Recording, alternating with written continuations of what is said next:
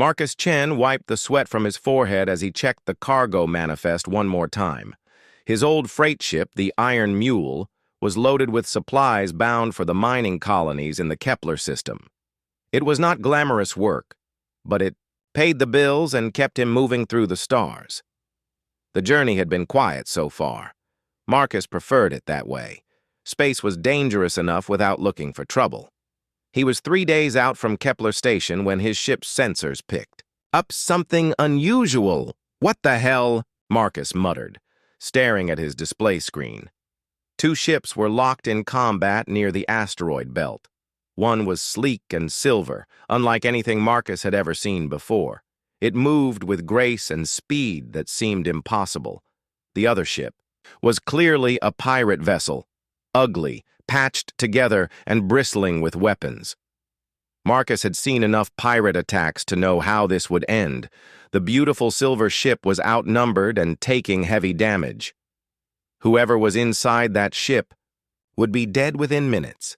The smart thing to do was turn around and leave. Pirates were dangerous, and Marcus was just one man with a cargo ship.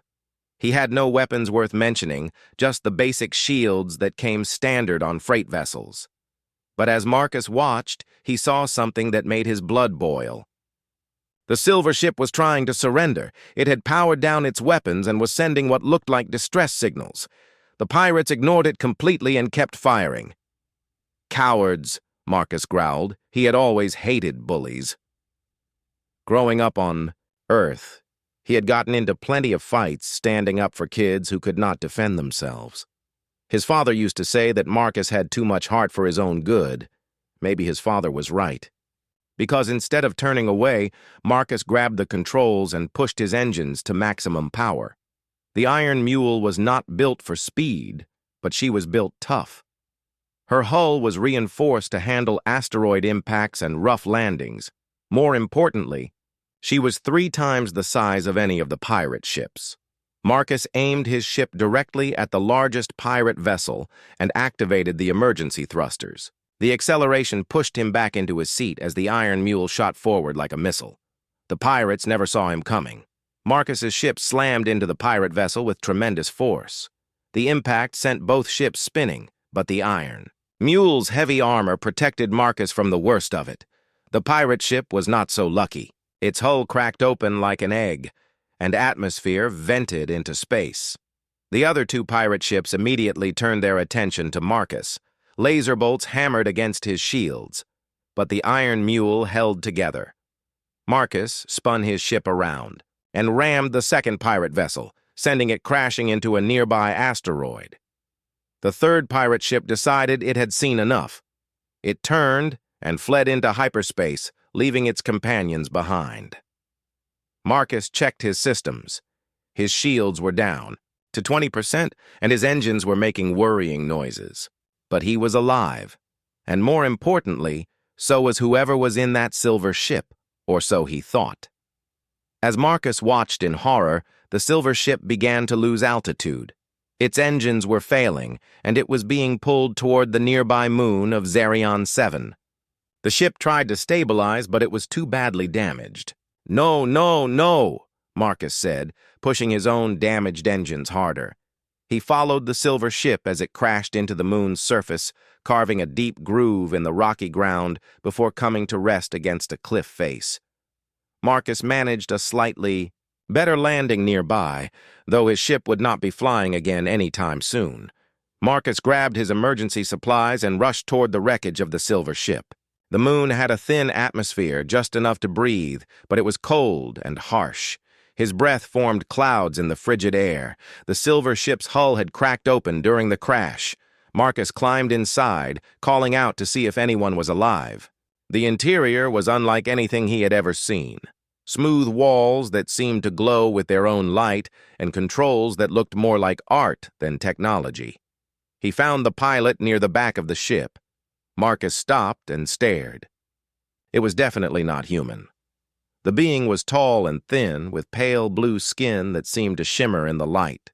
Her face was delicate and beautiful, with large eyes that were currently closed. She wore a form-fitting suit made of some material that looked like liquid silver. She was clearly injured. A piece of metal from the ship's hull had cut across her shoulder, and strange blue liquid, probably her blood, was seeping through her suit. Marcus knelt beside her and gently touched her shoulder. "Hey, can you hear me?" The alien's eyes opened, slowly. They were the most beautiful things Marcus had ever seen, like looking into deep pools of starlight. When she saw him, her eyes went wide with what might have been fear. She tried to sit up but winced in pain. She spoke, but the words were like music, flowing and melodic, completely unlike any human language. "I don't understand," Marcus said gently. "Do you speak English? Any human language?" The alien touched a device on her wrist, and suddenly her voice changed. The musical quality remained, but now Marcus could understand her words. You saved me," she said, her voice filled with wonder. "Why?" "Because it was the right thing to do," Marcus replied. "Those pirates were going to destroy your ship. But you do not know me. I am not of your species.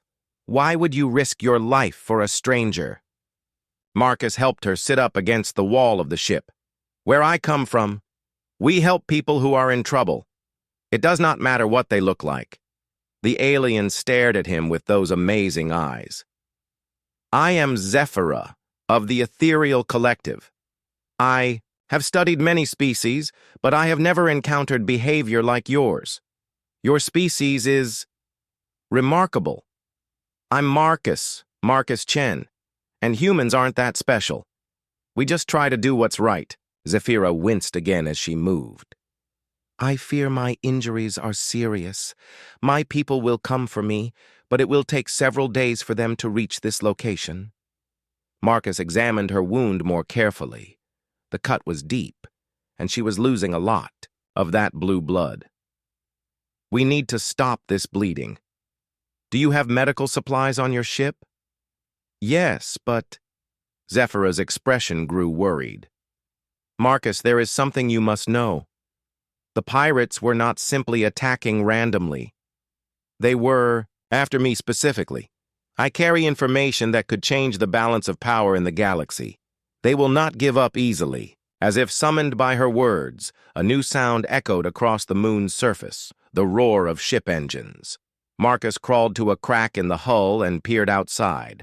3 more pirate ships were landing near the crash sites. "Looks like your friends are back," Marcus said grimly. "And they brought reinforcements." Zephyrah grabbed his arm with surprising strength.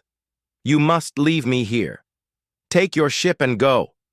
If they capture the information I carry, millions will die." Marcus looked at her, determined face, then back at the pirates who were already unloading weapons and equipment. His ship was damaged and would not fly. Even if it could, he would never make it off the ground before they shot him down. "Sorry," he said, helping Zephyrah to her feet. "But I don't abandon friends. We're going to have to find another way out of this." As the pirates began their search, Marcus and Zephyrah disappeared into the maze of caves beneath Zerion 7's surface. The real adventure was just beginning. Marcus helped Zephyrah deeper into the cave system beneath Zerion 7. The tunnels were dark and cold, carved out by ancient water flows that had long since dried up. Their footsteps echoed off the stone walls as they moved away from the crash site. "How badly are you hurt?" Marcus asked, noticing how Zephyrah leaned heavily against the cave wall. "The wound is deep, but not fatal," she replied, pressing her hand against her injured shoulder. "My people heal faster than humans, but I need rest and proper medical attention." Marcus pulled out a small flashlight from his emergency kit. The beam revealed a network of tunnels stretching in all directions. "We need to find a place to hide, somewhere they won't think to look." Behind them, they could hear voices echoing from the cave entrance. The pirates had found their trail. "This way," Marcus whispered, leading Zephyrah down a narrow passage that sloped deeper underground. They walked for nearly an hour before finding what Marcus was looking for, a large cavern with multiple exits and a small underground stream. The water was clean and cold, perfect for treating Zephyrah's wound. "This will do," Marcus said, helping Zephyrah sit down on a flat rock near the water. "Let me see that injury." Zephyrah hesitated for a moment, then pulled back the torn section of her silver suit. The wound was worse than Marcus had thought. The metal had cut deep into her shoulder, and the blue blood was still flowing slowly.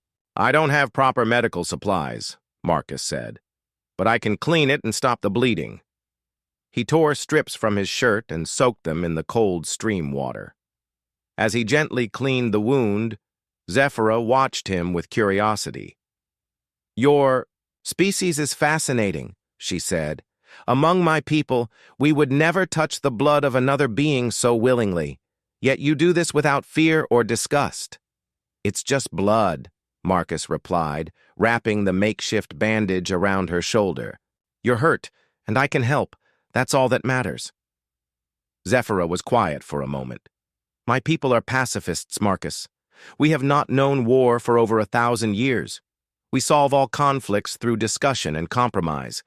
But these pirates, they cannot be reasoned with, can they?" Marcus tightened the bandage and sat back. "Some people only understand force. I wish it wasn't true, but it is. And you are prepared to use force to protect me, even though we just met?" "Yes," Marcus said without hesitation. "Those pirates want to hurt you, and I won't let that happen." Zephyrah stared at him with her large, star-like eyes. "I do not understand your species. This willingness to fight for others. It is completely alien to us." A sound echoed through the tunnels, the scrape of boots on stone. The pirates were getting closer. Marcus quickly gathered his supplies and helped Zephyrah to her feet. "We need to keep moving." "Can you walk?" "I think so," she said, though her face showed pain with each step. They moved deeper into the cave system, following the underground stream. Marcus hoped the water would hide their scent and make tracking more difficult. As they walked, Zephyrah told him more about why the pirates wanted her. "I am a scientist," she explained, her voice echoing softly in the tunnel.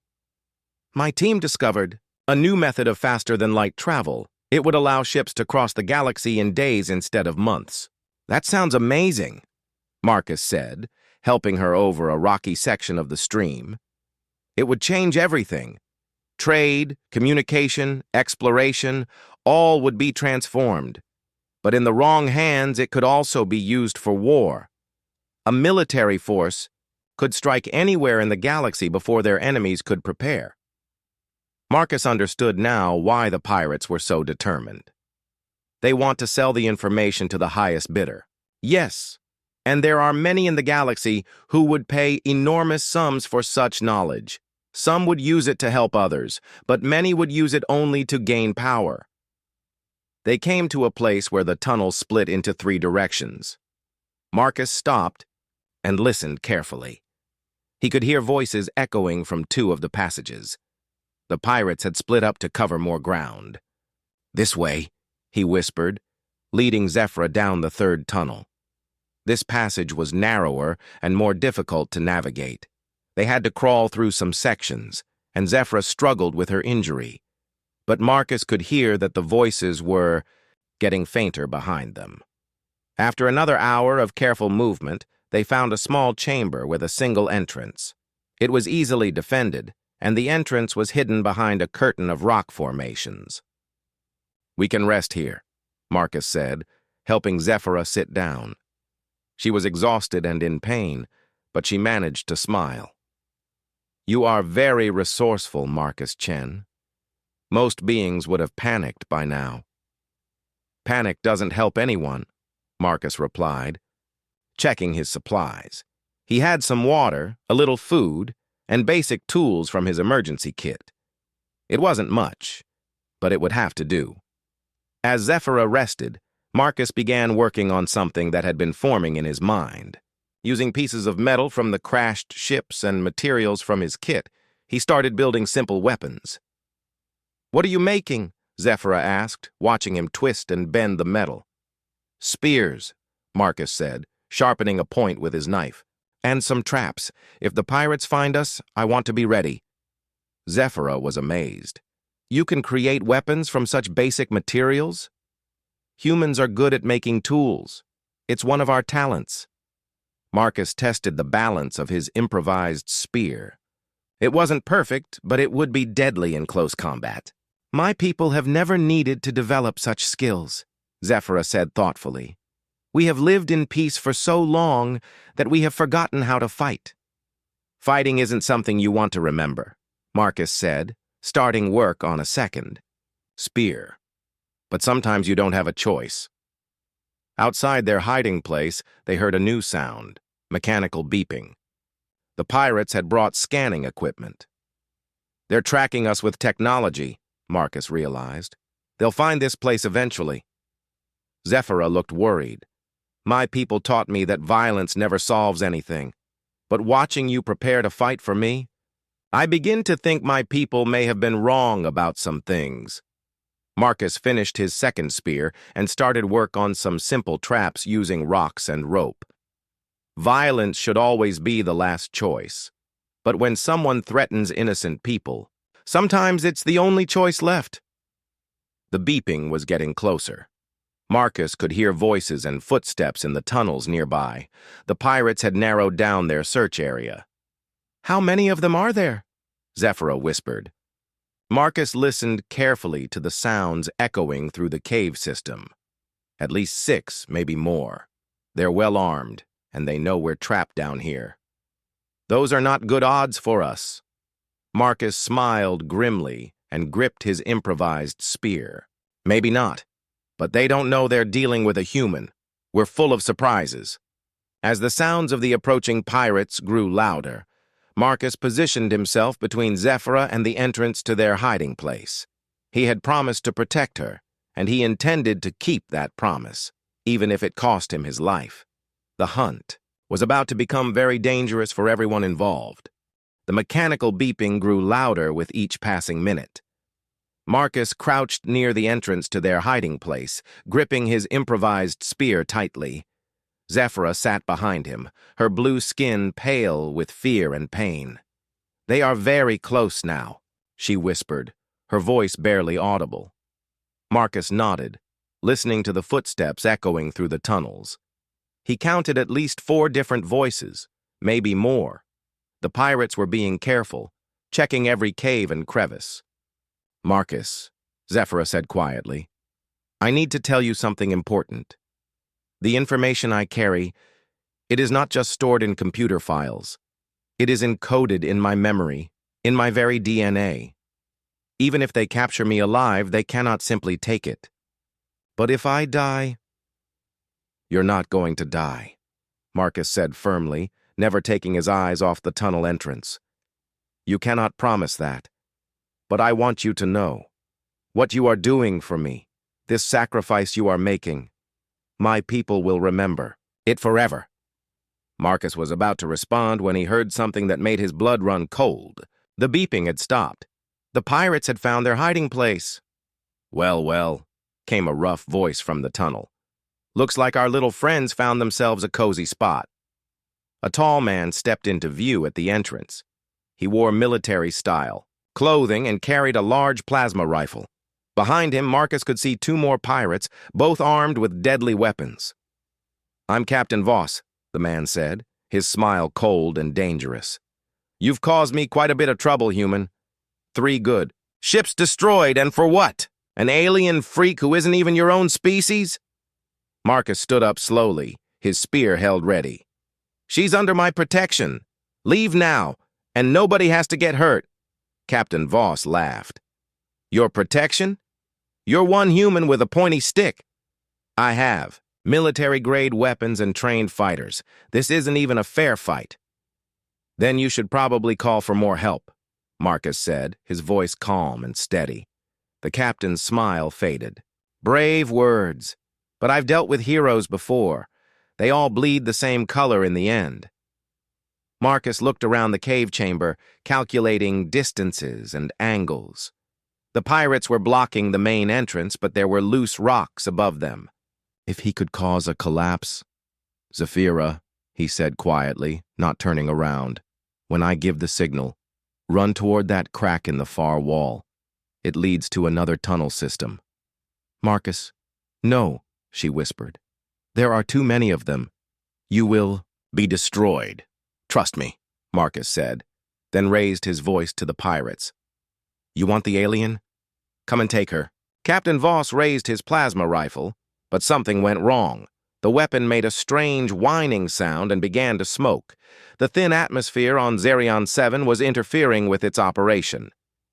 Cursed moon, Voss muttered, dropping the rifle and pulling out a conventional projectile weapon.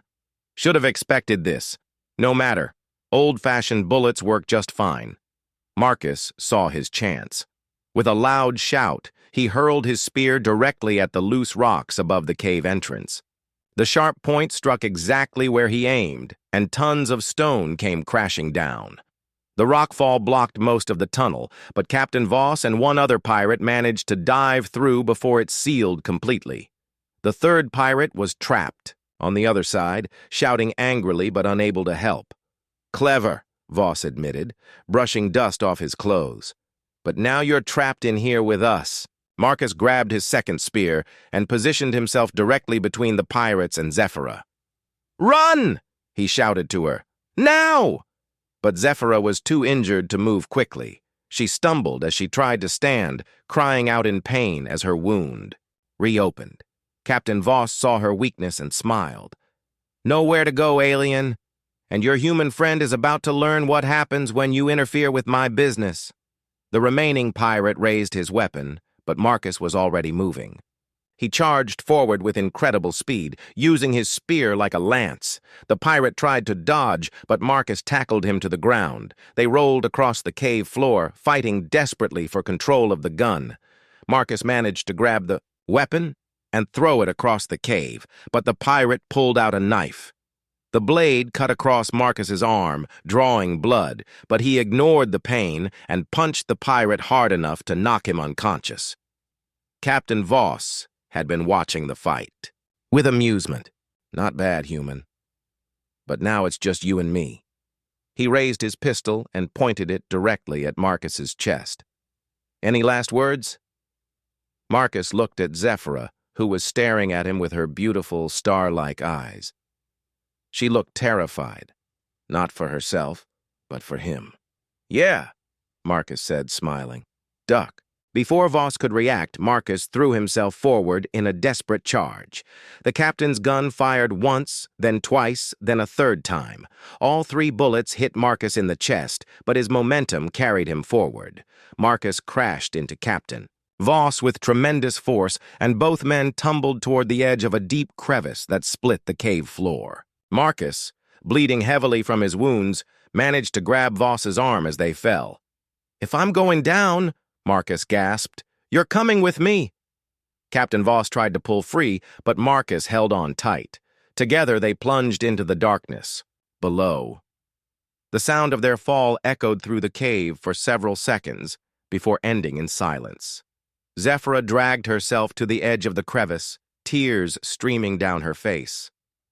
Marcus! Marcus! Can you hear me? There was no answer from the depths. Why? She whispered to herself. Why would you sacrifice your life for someone you barely know? She crawled back from the edge, her shoulder bleeding again from the effort. The cave was quiet now except for the unconscious pirate's breathing. She was alone, injured and trapped. But then she heard something impossible, a scraping sound from the crevice. Little help. Here, came a weak voice from below. Zephyra's eyes widened in amazement. Marcus, you are alive? Barely, his voice echoed from the darkness. Voss, didn't make it, but I'm stuck, on a ledge. Can't climb up. Zephyra looked around frantically and found the rope Marcus had used for his traps. Despite her injury, she managed to lower it down to him. It took nearly an hour, but eventually Marcus climbed back up into the cave. His shirt was soaked with blood from the 3 bullet wounds, and his face was pale from blood loss. Those bullets, Zephyra said, examining his injuries. "They should have ended your life instantly," Marcus managed a weak smile. "Humans are tougher than we look, but I won't last much longer without medical help." Zephyra tore strips from her silver suit and pressed them against his wounds. The material seemed to have healing properties, and the bleeding began to slow. "My people will be here soon," she said, supporting him as he sat against the cave wall. "They have medical technology that can save you. But Marcus, what you did, taking those bullets to protect me, I have never seen such courage." Marcus's eyes were starting to close from exhaustion and blood loss. "Just did what was right," he whispered. As consciousness faded, Marcus could hear the sound of ships landing outside the cave system, but he couldn't tell if they belonged to friends or enemies. Either way, he had kept his promise. Zephyra was alive, and that made everything worth it. Marcus woke up slowly, his mind foggy and confused. The first thing he noticed was that he felt no pain. The second thing was that he was lying on something incredibly soft and comfortable, unlike anything he had ever experienced. He opened his eyes and gasped in wonder. He was in a room that seemed to be made entirely of light.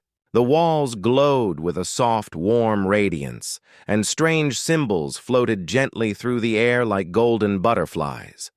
Everything was curved and flowing, as if the room had been grown rather than built. "You are awake," came a familiar musical voice. Marcus turned his head and saw Zephyra sitting beside what appeared to be his bed.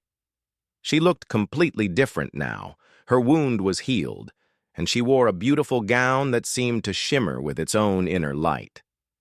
But her large, star-like eyes were filled with worry. "Where am I?" Marcus asked, his voice hoarse. "You are aboard my people's medical ship," Zephyra explained. "They arrived just in time. You had lost so much blood that another few minutes would have been too late." Marcus tried to sit up and was amazed to discover that he could move without any pain.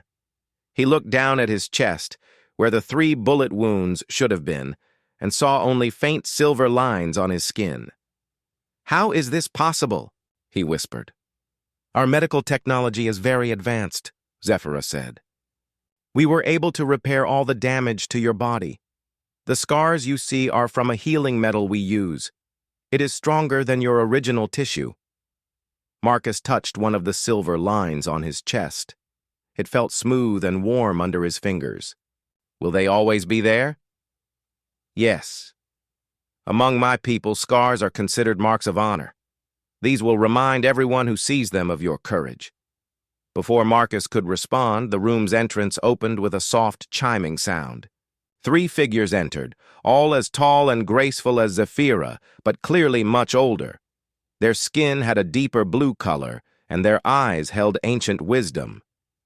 "Marcus Chen of Earth," the center figure said, her voice carrying authority and power. "I am Elder Lyranus of the Ethereal Collective Council. We have come to speak with you." Marcus struggled to sit up straighter, but Elder Lyranus raised a hand.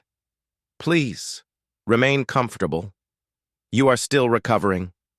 The 3 elders positioned themselves around his bed, studying him with intense curiosity. Marcus felt like a laboratory, specimen under their gaze. "We have reviewed all the data from Zephyra's mission," Elder Lyranus continued. "Your actions were unprecedented. No member of any species we have encountered has ever willingly accepted such injury to protect one of our kind." "I did what anyone would do," Marcus said simply. The elders exchanged glances. "That is where you are wrong," another elder said. "We have tested thousands of species across the galaxy. None have shown your willingness to sacrifice for strangers." Zephyra leaned forward. "Marcus, there is something you need to understand. Your actions have created a crisis among my people." "A crisis?" Marcus was confused. "But I helped you. I saved your life." "Yes," Elder Lyranus said, her expression serious. "And that is the problem. For over 1,000 years, the ethereal collective has believed that violence is never the answer to any problem. We have built our entire civilization on peace and understanding. Marcus began to understand. And I used violence to solve a problem. Not just violence, Zephyra said softly. You were willing to die to protect me.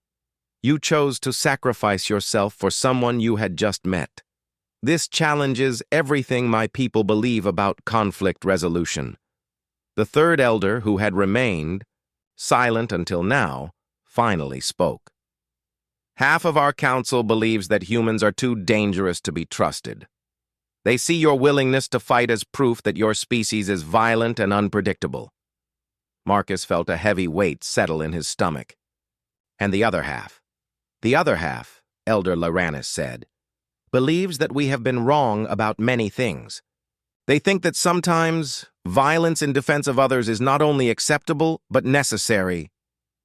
Zephyra stood up and walked to the wall, which became transparent at her touch. Through it, Marcus could see a massive space station with ships from dozens of different species docked around it. That is Council Station, she explained. Representatives from across the galaxy are gathering there. They have heard about what happened on Xerion 7, and they are debating whether humanity should be allowed to join the galactic community. Why would my actions affect all of humanity? Marcus asked. Elder Lyranus stepped forward. Because what you did was not the action of one individual. It was the expression of something fundamental to your species. We have been studying humans since your first radio signals reached space. Your entire history is filled with individuals who sacrifice themselves for others.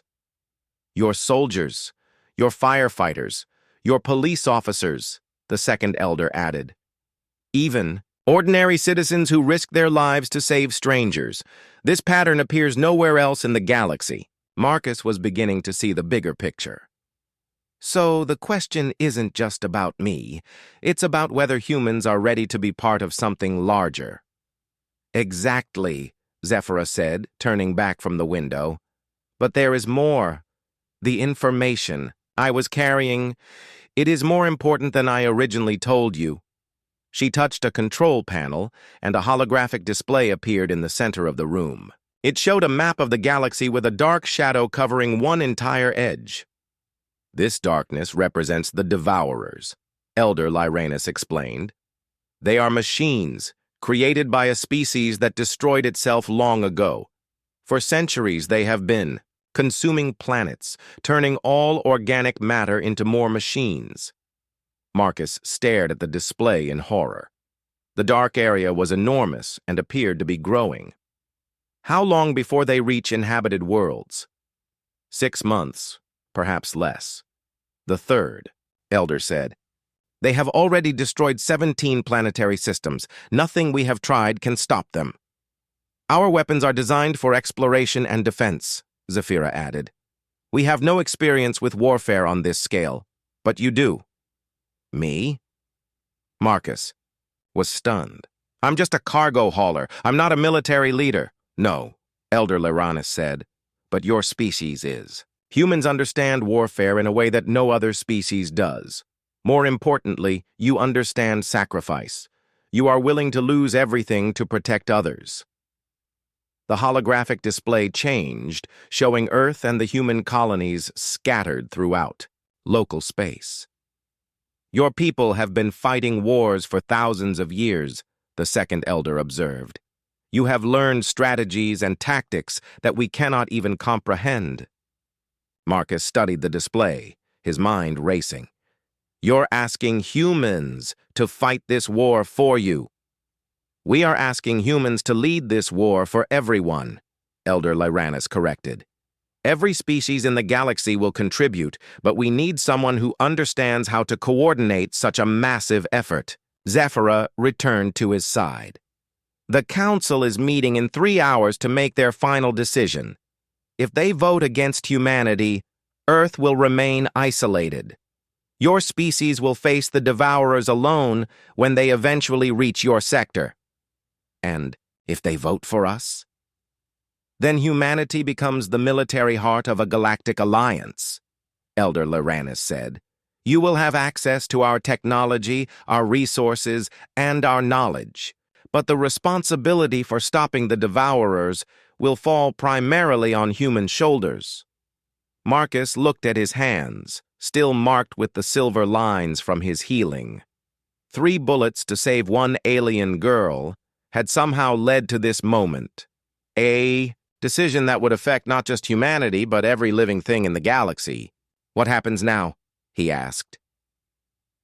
Elder Lyranus smiled for the first time since entering the room. Now, you come with us to Council Station. The representatives want to meet the human who was willing to die for a stranger. Your testimony may determine the fate of countless worlds. As Marcus prepared to face the greatest challenge of his life, he couldn't help but think that his father had been right. He did have too much heart for his own good. But maybe, just this once, that would be exactly what the galaxy needed. Council Station was unlike anything Marcus had ever imagined. The massive structure floated in space like a crystal flower, its transparent walls revealing chambers filled with beings from across the galaxy. As their transport ship docked, Marcus could see thousands of different species gathered for what might be the most important vote in galactic history. Are you ready for this? Zephyra asked as they walked through corridors filled with floating platforms and gravity lifts. Marcus touched the silver scars on his chest through his new clothes, a formal uniform that the ethereal collective had provided. I'm not sure anyone could be ready for this. Elder Loranes led them into the main council chamber, a vast, spherical room where representatives floated on individual platforms arranged in perfect geometric patterns. At the center was a speaking platform where Marcus would give his testimony. Remember, Elder Loranes whispered, speak from your heart. These beings need to understand what makes humanity special. As Marcus stepped onto the central platform, thousands of alien eyes focused on him. He had never felt so small, yet so important at the same time. The session began with various representatives presenting their arguments. Some spoke against humanity, calling humans violent and unpredictable. Others defended human actions as necessary and heroic. Finally, it was Marcus's turn to speak. My name is Marcus Chen, he began, his voice carried throughout the chamber by advanced technology. 3 days ago, I was just a cargo hauler trying to make an honest living. I never expected to be standing here speaking to the leaders of the galaxy. He paused, looking around at the assembled beings. I've been told that my actions on Xerion 7 were unusual, that most species wouldn't risk their lives for a stranger. But I don't think what I did was special. I think it was human. A murmur ran through the chamber. Marcus continued. Yes, humans fight. We've been fighting for thousands of years, but we don't fight because we enjoy violence. We fight because sometimes fighting is the only way to protect the things we care about. He gestured toward Zephyra, who was watching from a nearby platform. I didn't take those bullets because I wanted to hurt the pirates. I took them because I couldn't stand by and watch an innocent person suffer. One of the representatives, a being that looked like living crystal, spoke up. But violence breeds more violence. How do we know humans won't turn their weapons on us eventually? Marcus thought carefully before answering. Because we understand what it means to sacrifice. Every human parent who works extra hours to buy their child medicine is making a sacrifice. Every human teacher who spends their own money on school supplies is making a sacrifice. Every human who stops to help a stranger with a broken-down car is making a sacrifice. The chamber was completely silent now. We fight when we have to, Marcus said, but we fight for others, not for ourselves. We fight to protect the weak, to defend the innocent, and to give our children a better world than the one we inherited. Another representative, this one resembling a large insect, clicked and buzzed before the translation system converted their words. The Devourers show no mercy, make no compromises. How would human tactics work against pure machines? Machines follow programs, Marcus replied. They're predictable because they can only do what they're programmed to do. Humans adapt. We improvise. We find solutions that no computer could calculate. He thought about his improvised spears in the cave, about ramming his cargo ship into the pirates' vessels. Machines expect logical responses to every situation, but humans don't always act logically. Sometimes we do impossible things because we believe they're right. Elder Loranus rose from her platform. The vote will now commence. All in favor of granting humanity full membership in the Galactic Council and leadership of the Anti-Devourer Alliance. Lights began appearing throughout the chamber, some green for yes, some red for no. Marcus watched nervously as the votes were tallied. The final count appeared on the main display, 847 in favor, 623 against. The motion passes, Elder Loranus announced. Humanity is hereby welcomed into the galactic community. The chamber erupted in a mixture of cheers, clicks, roars, and sounds Marcus couldn't even identify. He felt dizzy with relief and overwhelming responsibility, but Zephyra appeared beside him with an expression of excitement. Marcus, there is something else, something I haven't told you yet. She led him to a private chamber off the main hall, where Elder Loranus was waiting with several other officials. Marcus Chen, Elder Loranus said formally, you have been chosen to receive the highest honor our civilization can bestow. I don't understand, Marcus said. Zephyra stepped forward, her eyes bright with joy. My people have been searching the galaxy for over 1,000 years, looking for what we call the Guardian race, a species capable of the ultimate sacrifice to protect others. We had begun to believe such a race didn't exist, Elder Loranus added. Until now. She gestured to a device that looked like a crown made of living light. This is a neural bridge. It will allow you to interface directly with our technology, to understand our science and tactics as if you were born to them. But more importantly, it will make you the link between human courage and galactic knowledge. Marcus stared at the device. What does that mean exactly? It means you won't just be leading human forces, Zephyra explained. You'll be commanding ships that think as fast as you do, weapons that respond to your intentions, strategies that adapt in real time to changing conditions. The neural bridge bonds with only one person in a lifetime, Elder Loranus warned. It will change you, make you something new, part human, part ethereal, part of something greater than either species alone.